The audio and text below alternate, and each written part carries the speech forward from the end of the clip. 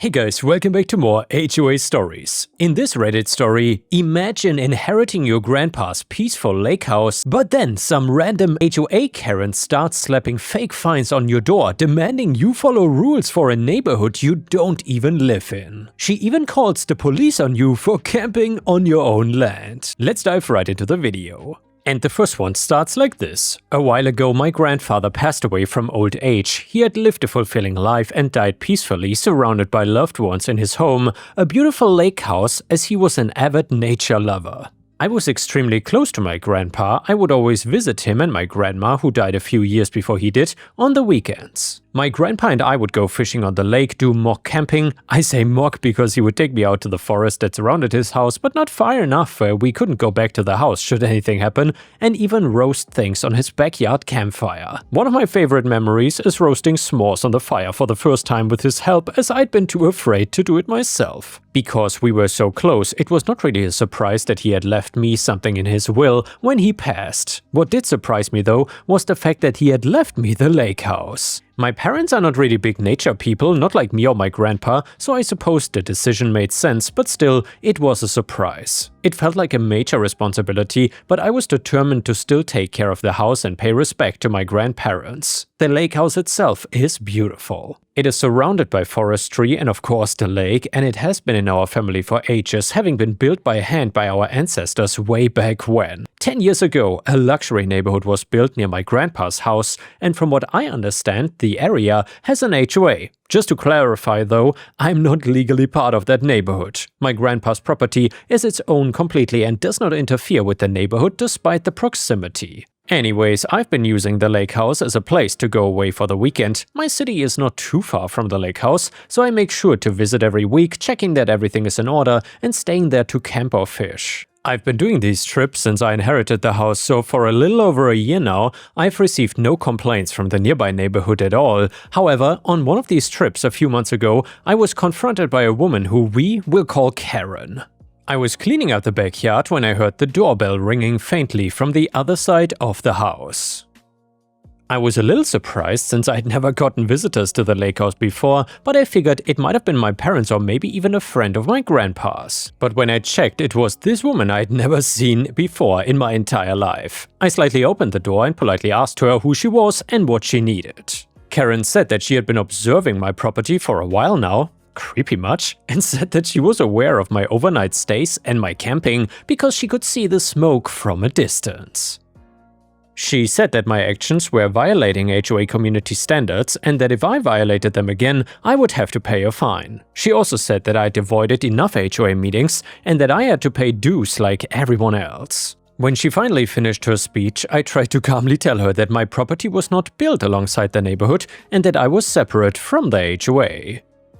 I also told her that I found it incredibly strange that she had made it a point to observe me on my own property and said that it surely had to have violated some privacy laws. Karen told me not to get snarky here and that I had to comply with her demands because she was an HOA board member.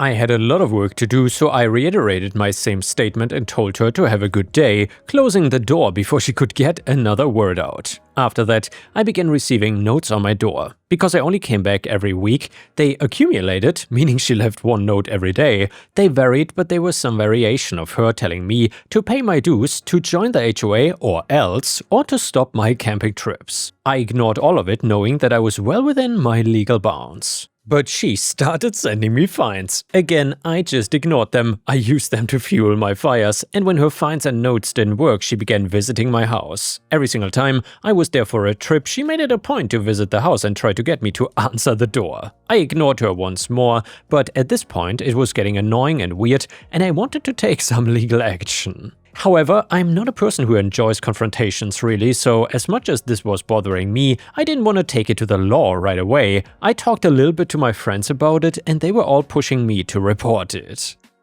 I was really mulling over between what they said and what I was thinking, but I ultimately decided to go along with their advice. However, Karen ended up getting the law on me first. So one night I was camping again, just relaxing by the water with a couple of beers.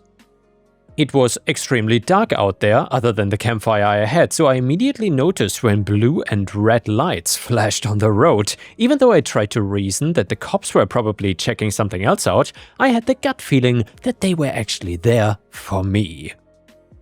Once again, of course, not long after, I began to hear my doorbell. I put out my fire and went to the door. There were 2 officers and Karen was standing on the road waiting. I asked the officers if there was a problem. The officer said that Karen reported that I'd been illegally staying on the property every weekend and would not listen to her when she told me that I was breaking HOA guidelines. I explained to the officers that I owned the property and that Karen had no idea what she was talking about. To back up my statement, I showed the officers the deed to the house and then the document saying the house would be transferred from my grandpa to me. After examining everything, the officers concluded that I had the right to be there and apologized for the intrusion.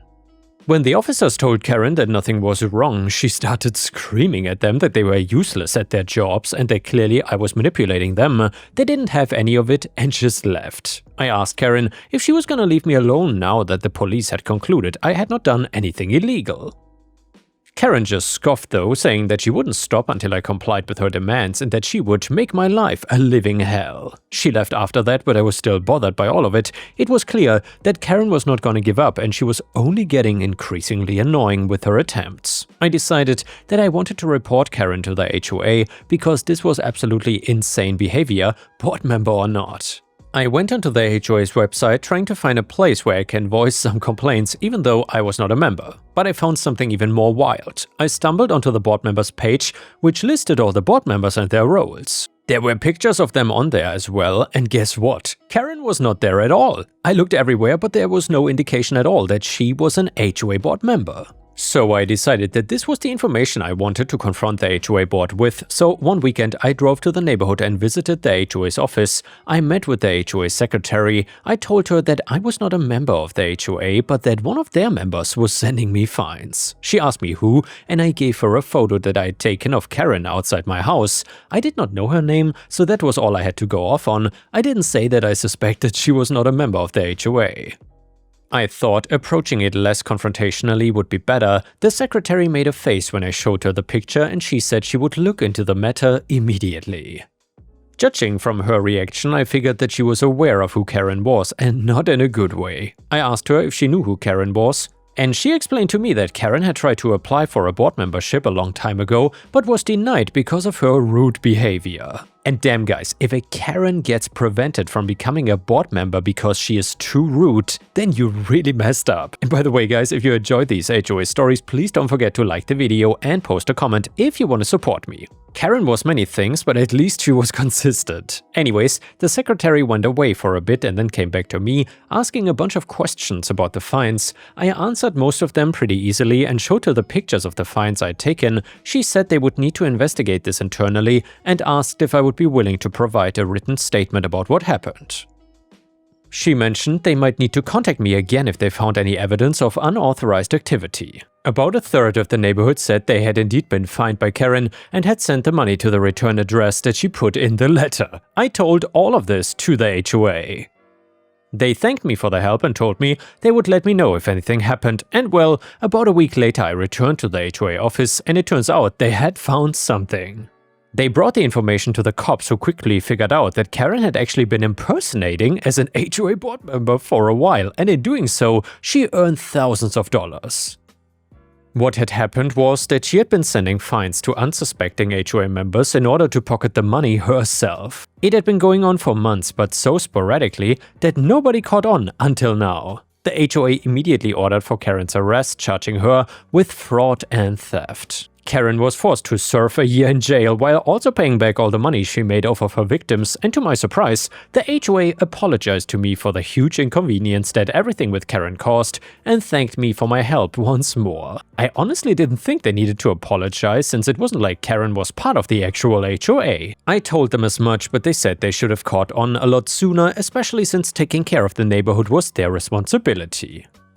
To make up for it, they offered to maintain stricter boundaries between the neighborhood and my lake property, and while I did not necessarily need it, I thought it would be nice. Sometimes I've had a few teenagers cross over the property line thinking they were still in the stretch of unclaimed forest, so I just told them a formal statement would be nice and maybe a small sign, but honestly, I didn't need anything more than that. I'm just glad I was able to help them get rid of Karen and stop her from scamming more people. Who knows how many more people she would have swindled. Still though, considering her personality, I felt like she would have made a blunder sooner or later. She really just seemed like the type to get extremely confident and then fall in over her head. At least now she's behind bars. And the next one is a really popular revenge story that is titled Total Wine would not sell me the specific wine I drove 60 miles to that location for because they claimed I was with someone else who left and they need to see ID for that person. However, I was alone, so I made a mobile order of 10k and never picked it up. So I got mad all over again writing this because of the sheer amount of disrespect from Total Wine Management.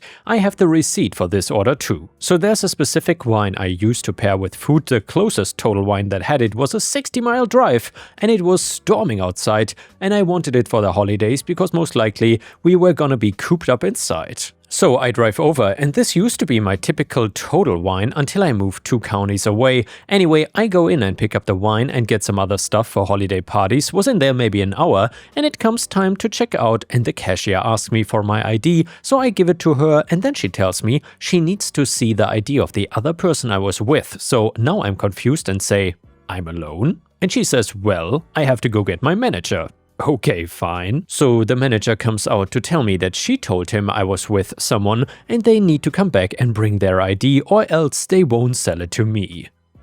I told him I was not with anyone and he asks to see my ID, looks at it and says, well, unfortunately, you look young. At this point I'm like, are you serious? And he's like, you can come back tomorrow, alone. I find it extremely disrespectful to tell someone they look young while you're holding their ID in your hand, not to mention I've been shopping at that exact location for about 4 years and never had a problem before. So I told him how about I drove here and have been shopping there for years and that I even have a second form of ID, but he was just kinda giggling and saying no. So I left very angry and it was late around 9 PM and then I had the about hour and a half drive back home in the rainstorm. So I was home pissed about it all night, and the next day I went into the one close to my house to get the other stuff I was getting, but unfortunately that one was out of the wines, that's why I didn't originally go there. They were pleasant as usual, actually beyond nice, and didn't even ID me, which just goes to show the other location was on some kind of power trip or something, and then I got an email from them to review my experience. Which they send every time I go there, and I never do it, but I decided to select the location I had the bad experience at and give feedback on it. So I wrote exactly what happened and then the next day I got a call from the store manager. It turns out the guy that night was an assistant manager or something, however he was much more pleasant than the woman that called me. She was extremely rude and condescending and told me that she reviewed the cameras and that someone walked in with me at the same time and that made us a party. I told her I didn't know them and she said it didn't matter. So apparently people cannot walk into Total Wine at the same time as you. Then she said that the employees were watching me and that the person left 30 minutes before I went to check out and they saw it. Okay, so? Also, if that's the case and that's your policy, why didn't you say something when you saw the person leave and we could have cleared up the whole situation right then and there? Well, instead of continuing to allow me to shop for another 30 minutes and waste my time to know that when I came to check out, you were going to deny it? So I told her, even if that's the case, someone cannot leave a store? And she said no. To complete the transaction, they would have to drive back with their ID. This made me extremely angry because even if that is the case and that's your policy, at least you can offer an apology for the inconvenience or something like that. Not just call me to argue and stir the pot. I was already kind of over it because it had been like 2 days, but just her whole attitude and nastiness about the whole thing was really insult to injury. So I decided to look up their policy, and their policy clearly stated that this only applies to parties at checkout, so the rule is who is with you at checkout, which that makes sense or is at least more understandable. Another policy I read, which was interesting, was that any online order not picked up within a week, they will issue a full refund to your original payment method.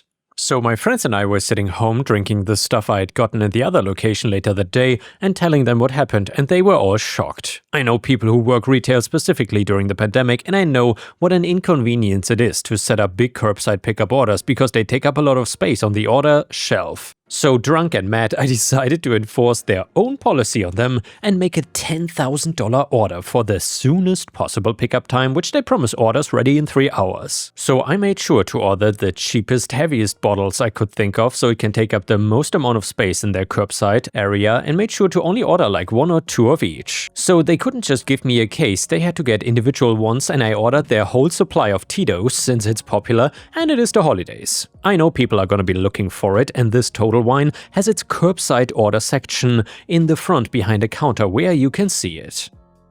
And I know when customers saw it, they would ask for it, and then they would have to explain how someone ordered all 238 bottles and they are back there on reserve.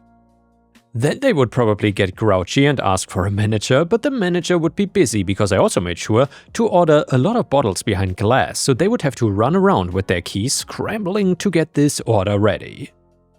I worked retail and I know how much stuff like this throws off a schedule and annoys the managers, so I loaded up the cart and stopped when I got bored and placed the order.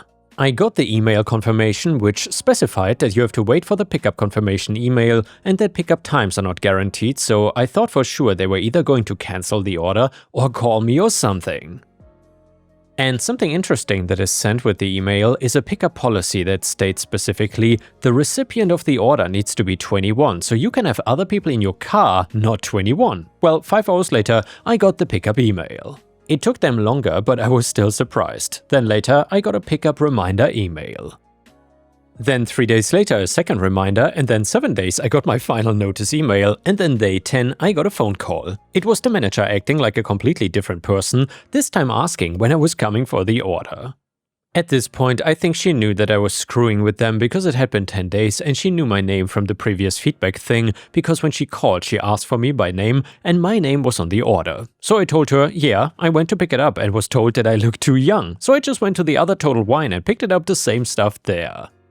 So then she was mad and said, "Are you seriously not coming to pick this up?" I just said, nah. She hung up. When your higher up asked you why your store had to refund someone $10,000, explain to them what you did. They were supposed to automatically cancel the order at the 7-day mark, but didn't, so she called me at the 10th day. I called their customer service line to cancel it, and she told me some stores wait to the end of the month to do it. I'm assuming the manager was trying to hold out on refunding to the end year on a better number. Retail does that. I made them cancel it right then.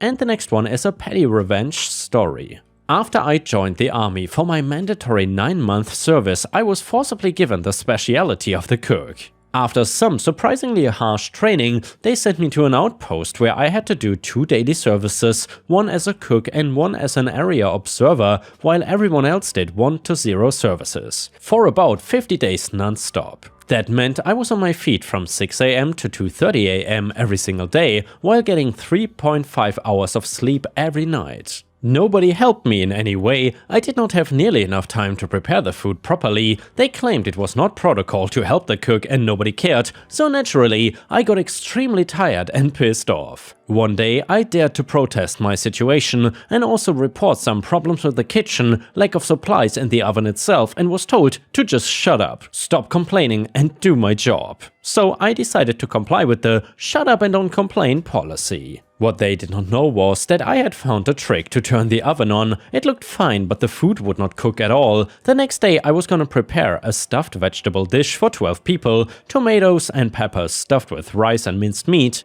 I put it in the oven and waited for 4 hours to not be cooked. I casually served the raw food, which had become mushy and rancid because it was summertime. The look on everyone's face when they tried to eat the first bite was absolutely priceless. They immediately snapped and started freaking out, yelling and screaming in anger like this was a common thing, even though I had never failed a dish before. Those arrogant, selfish pricks ate like kings every day. I maliciously smiled and told them that I lacked half of my supplies and the recipe was wildly incomplete while the oven was malfunctioning. Word reached the captain, who also freaked out, but I told him that it was him who commanded me to shut up about the food problems. He said my failure should be reported and I agreed. I immediately called my unit and reported that I was being mistreated, overworked, sleepless and ignored for 43 consecutive days, so this resulted to my failure. The next day I heard the captain was reprimanded severely by our colonel commander for the crappy situation in his outpost. Of course, the next 3 days I did the exact same thing and I starved the guys to insanity. Afterwards, they were begging me to help me out with the food preparations, but I refused since I complied with "it's not protocol to help the cook" policy, which they claimed in the first place, and kept feeding them disgusting tasteless food under the excuse of a broken oven. They called the unit and cried that I'm holding them hostage with the food and I should be removed. The day I was removed 1 week later was the best day of my life. I have not regretted anything and 100% would do it again. And the next one is another malicious compliance story. Getting lunch several years ago with some colleagues. We had finished and I was backing out of my parking spot into the road with the other 2 gentlemen I was with in the car with me. We are all professionals, all in suits, all clean-cut adults. Clearly not folks trying to pull anything, we are leaving lunch. As I back out, I feel a thud. A young college student had backed into the side of my vehicle. I say side to establish an important fact. I was already in the middle of the road. The college student was backing out of a spot across the street. When they stuck me, I was already in the road and the collision was their fault. I get out and it's no big deal to me. I tell them I'm fine swapping insurance and I'll file and get it taken care of. The college student has already called their parents though, and apparently when explaining things to dad they told a few, well, let's just say half-truths to insinuate that it was actually my fault. Old dad on the phone insisted on calling the police to get a report and tried to keep me from skating. Fine by me, cue malicious compliance. Call the cops and they eventually arrive. Before I moved my vehicle, I took photos of the scene from every angle and did a video walk around. The cop opens his door parked across the street and the college student beelines it for him. Talking 90 miles a minute, complete with wild hand movements, trying to model what happened as they walked. I don't hear what college student says, but I do hear the cop at this point beside the damage to my vehicle say, "Yeah, what you're saying clearly didn't happen here, kiddo." Cop got all the insurance info exchanged. Then talked to me and my 2 colleagues who presented consistent stories that matched a clear dent in my vehicle. Then went over with a ticket pad to the college kid. He hollered for me to go on about my day from across the street,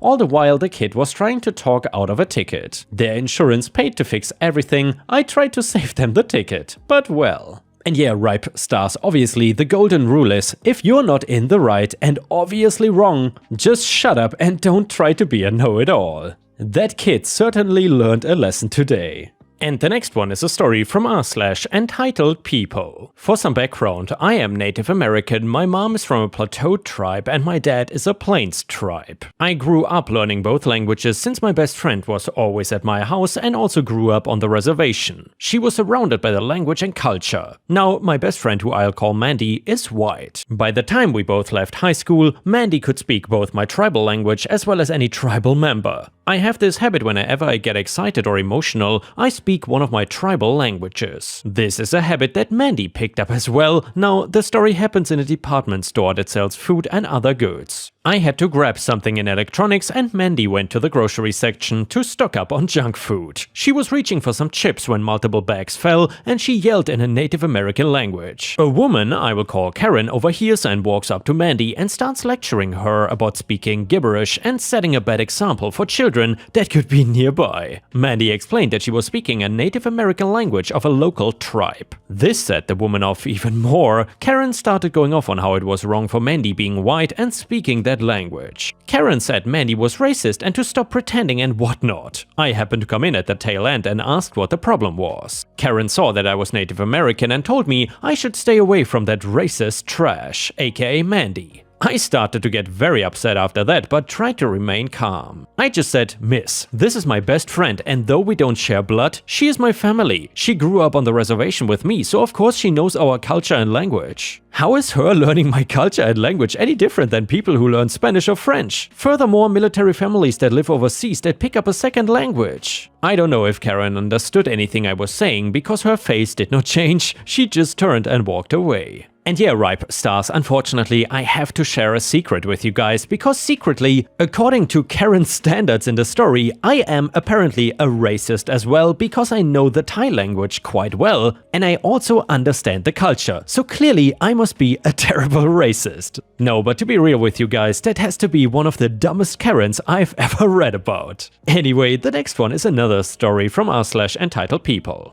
My husband and I rented display space in an antique/consignment store for our collective side hustles. I quilt and crochet, and my husband sells custom die-cast cars and diorama supplies. Every few weeks we go in and restock our space. This store is very large and can be a bit of a maze, and the store has designated rest stops throughout the aisles. One is across from our space. The store does not provide mobility aids for customers, so it is a BYO policy if you need a walker or wheelchair. I'm a wheelchair user as I'm paralyzed from an L2 SCI. My husband and I were at the store restocking the space, and my husband had just left to make one of our totes out to our van, leaving me in our space sorting through my tote at the baby sets I make. When I hear someone huffling behind me, I did not really pay too much attention to it, thinking that someone might have been taking a break at the rest stop. I was just finishing laying out my sets on the table in our space when the person at the rest stop decided to talk to me. "Do you know if the store has wheelchairs for people to use?" I look up from my task and see an elderly couple across from our space. The old man is standing next to the bench looking kind of annoyed, while the woman has flopped on the bench in an "I cannot take another step" kind of way. I honestly was concerned that she might have been having a medical issue as she was rather plump. "Are you okay?" I ask, and I'm about to tell her or her partner to use the phone above the bench to reach the staff desk for help. "This store is too big," Harriet exclaims. "I cannot walk anymore." Me, "The store has a chair for medevac use. One of the employees could bring it to you if you need help leaving." Harriet, "But we are not done shopping." Me, "I don't think they have wheelchairs to borrow. They've had issues with rowdy kids riding mobility scooters, so they don't provide them. But if you use the phone above you, you can ask a staff member. Just dial 1 and it will connect you to the staff desk." There is a sign next to the said phone that states this. Harriet seems to be thinking about her options, so I go about my work. Neil wanders down the aisle, possibly looking for an escape route. Harriet, "What about the wheelchair you're sitting in?" Me, "That's my personal wheelchair. It doesn't belong to the store." Harriet, "Can I borrow it?" What? Surely she's not asking to take my chair to go shopping. Harriet, "I want to use the wheelchair." "You're young enough that you could stand to walk for a bit. I will bring it back." Me, "Ma'am, I cannot stand at all. I've been a paraplegic since I was 12. This wheelchair is not store issued. It's my personal property that cost a lot of money. If you call the staff, maybe they can let you use the medical chair, or maybe they know of one someone has in their space that you can buy. But I will not give you my chair and I cannot help you." At this point, I have rolled out of our space. I decided to head towards the vendor door and just leave. Rumor has it, Harriet is still sitting on the bench waiting for someone to give her a wheelchair. And the next one is a beautiful, satisfying malicious compliance story that starts like this. So my manager has problems with clock watchers. In my last job when I started, I would log in as soon as I got there, and if I had anything to finish up, I would do it before I left. I didn't mind as I'm a team player, and this resulted in me doing 20 to 30 minutes a day unpaid, but I liked the company and I liked a clear desk. Fast forward 2 years and my father-in-law was terminally ill. We got a call from the hospital telling us that we had to get there ASAP as he did not have long left. I told my manager and left at 3:45, core hours were 10 to 4, and the next month my pay was docked for half a day. I'd already made 2 hours extra unpaid that week, but they told me that they couldn't make exceptions and the extra I did was my own decision. Alrighty then, I came in on the dot and left in the dot. I did this for 5 years. I worked to the letter of my contracted hours. My manager was talking to a new starter, and in my earshot she told him that she hated clock watchers who left on the dot as this doesn't show company loyalty. I leaned over and replied, loyalty works both ways, and being docked half a day's pay for attending the deathbed of a beloved family member when I'd already done more than my weekly hours was just cruel and unfeeling. So I showed the company the same level of compassion they showed me. After all, rules are rules and exceptions cannot be made. The new starter started on the dot and left on the dot, as did the whole staff. I dread to think how many extra hours they lost over the whole apartment over the next few years. And yeah, ripe stars, thank you for watching, please don't forget to subscribe and I will see you again tomorrow.